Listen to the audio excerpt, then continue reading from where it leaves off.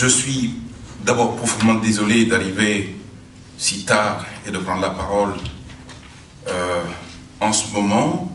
On me réjouit d'abord de cette belle initiative de fêter le 20e anniversaire de l'existence de la Cour pénale internationale.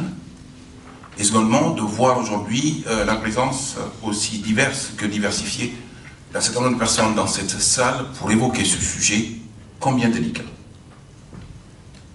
Mesdames et messieurs, plus que jamais, nous sommes en face de défis ô combien importants. Le défi de la justice ou de l'effectivité de la justice, le défi contre l'impunité concernant des crimes et des crimes d'une certaine gravité, et enfin le défi de tout ce que nous pouvons rencontrer dans des situations assez particulières telles que sont exposés un certain nombre d'États, particulièrement dans le continent africain, mais au-delà. Le contexte africain, pour ne parler que de celui-ci, est dominé aujourd'hui par la prise en otage de la justice. La justice d'abord en tant que structure, la justice en tant qu'instrument, et la justice enfin en tant qu'institution.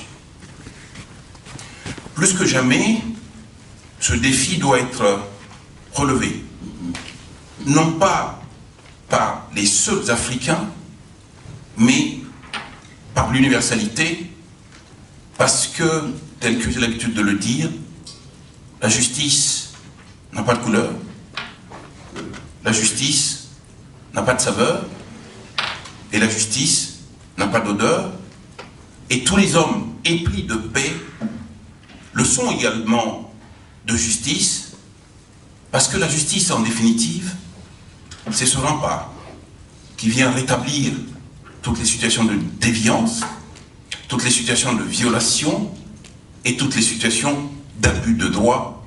Et Dieu seul sait que ces trois situations sont les situations que nous vivons et dont nous souffrons, en Afrique particulièrement.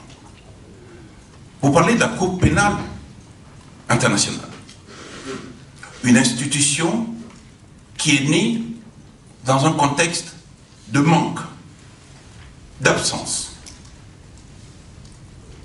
Et cette institution, depuis sa naissance, est criblée de critiques, bienvenues et malvenues, mais plutôt malvenues. Lorsque l'on met en avant aujourd'hui que cette institution judiciaire n'a de prise que contre des situations africaines, il y a simplement lieu de s'interroger, mais ce n'est qu'un bout de la réflexion, l'autre bout consistant à dire, est-ce que oui ou non, cette institution n'a de prise qu'en Afrique parce qu'il n'y a pas de situation criminelle à poursuivre là-bas aussi, mais ailleurs aussi. Juste un exemple, parce que j'ai été particulièrement confronté à celui-ci.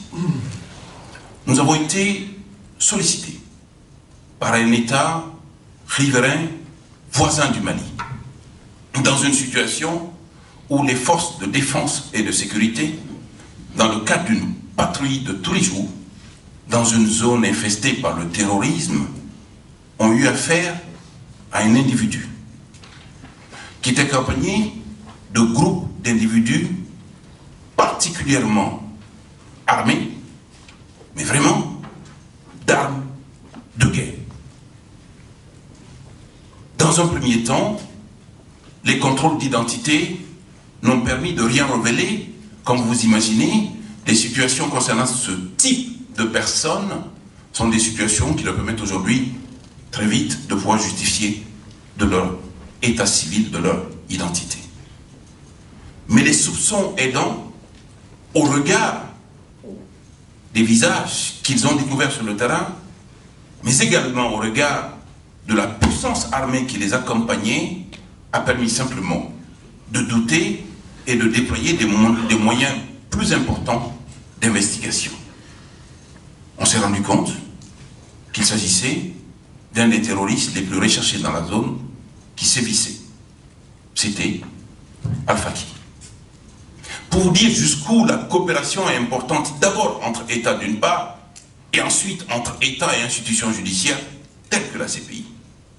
Très vite, au bout de 48 heures, l'État du Mali et l'État du Niger se sont très vite mis d'accord en rapport avec la CPI pour constater d'abord qu'il s'agissait d'une personne hautement recherchée, parce que dangereuse, et qu'il fallait mettre les moyens qui étaient les moyens les plus importants tout de suite pour déterminer des deux États et de l'institution, la CPI, qui devait prendre en charge cette personne que l'on avait retrouvée dans la zone. C'est dans ces conditions que nous avons été mis en branle tous, que Al-Faki a été arrêté, conduit là où il a été conduit, et que grâce à la coopération des deux États, nous nous sommes très vite et très rapidement mis en situation de pouvoir donner le moyen aujourd'hui à la CPI de juger.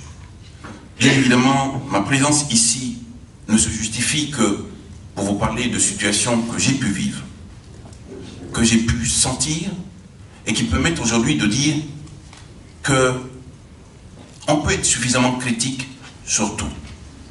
Mais l'idée de base, chaque fois que l'on critique une institution, que l'on n'est pas à même ou de trouver son substitut local, ou même continental, ou même de donner une suite à ce que vient couvrir comme situation de justice cette institution, il y a lieu de réfléchir. Les crises les plus difficiles à vivre aujourd'hui du point de vue de leurs conséquences sur l'humanité se rencontrent aussi en Afrique. Les situations de manque de justice ou d'injustice ou d'absence de justice sont aussi celles que nous constatons dans nos pays. Et enfin, disons-le, nos États ne sont pas toujours à même de se retourner contre eux-mêmes, contre leurs propres dirigeants. On ne le fait que lorsqu'on a envie véritablement d'en terminer, et c'est au terme d'un processus de crise, de guerre ou de guérilla. Mesdames et messieurs, plus que jamais, nous devons réfléchir, et ce colloque est l'occasion évidente qui nous est donnée pour se poser la question, oui ou non a-t-on besoin de justice? Bien évidemment oui. Oui ou non a-t-on besoin de justice, et de quelle justice? Les justices nationales ont véritablement fait celle qui est capable de poursuivre sans jamais se poser des situations au regard de ce qui peut éventuellement annihiler le processus de justice.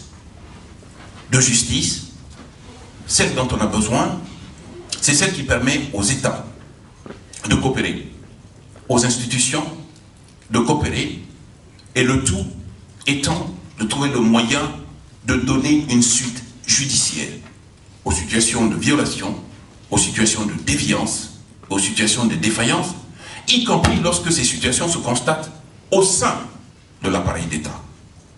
Là est le défi majeur. Ce défi ne devrait donner l'occasion à personne de se taire, à personne de se voiler les yeux, à personne de se boucher les oreilles. J'ai moi-même tenté de relater cette expérience de ministre de la Justice durant 16 mois au Mali. Mais au-delà, j'ai essayé d'étendre cette situation dans un ouvrage qui est paru il y a seulement une semaine ou 10 jours, La justice en Afrique, ce grand corps malade.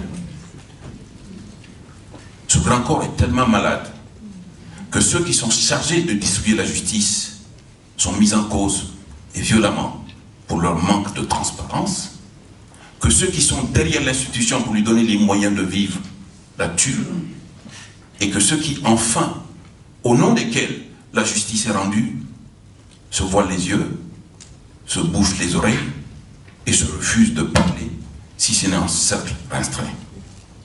Je suppose qu'on n'est pas en cercle restreint ici, que l'on est réunis ce matin pour tout dire, et dire absolument tout en ce qui concerne la justice pénale internationale. Je vous remercie.